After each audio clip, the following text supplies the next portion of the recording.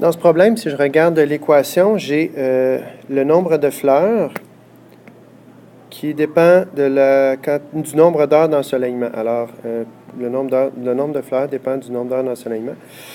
En regardant la forme de l'équation, comme j'ai plus 0, dans le fond, puisque j'ai la forme AX2 plus BX plus C, comme c'est vos zéros, l'ordonnée à l'origine est 0, j'ai donc un premier 0 ici. Comme la parabole est orientée vers le bas, j'ai un plus 20t, bien, ça va ressembler à ça. Voilà. Je ne connais pas le sommet.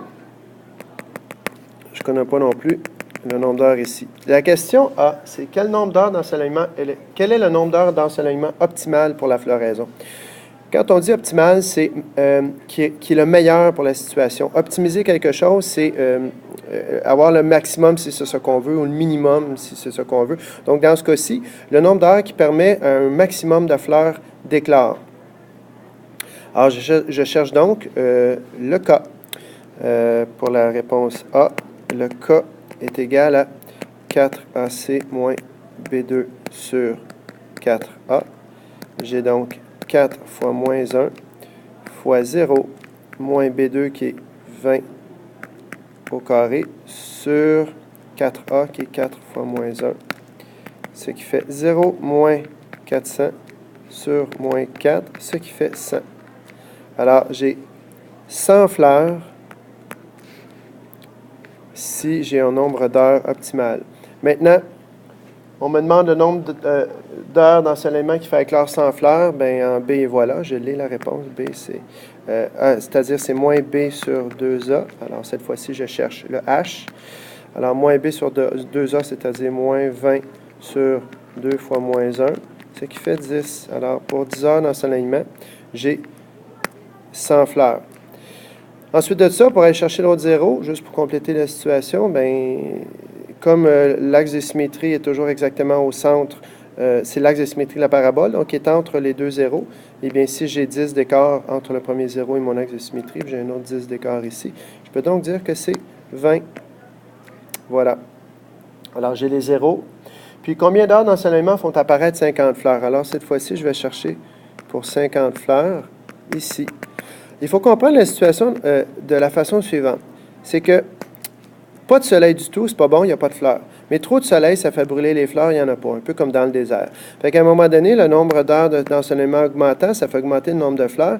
J'ai une quantité d'heures d'ensoleillement optimale. Puis si je dépasse ça, bien, c'est trop chaud. Et les rayons ultraviolets et tout ça font que les fleurs dépérissent. Il y en a de moins en moins qui réussissent à survivre jusqu'à 0. Alors, combien d'heures d'ensoleillement faut apparaître 50 fleurs? Et pour ça, je vais avoir besoin de l'équation. Et comme...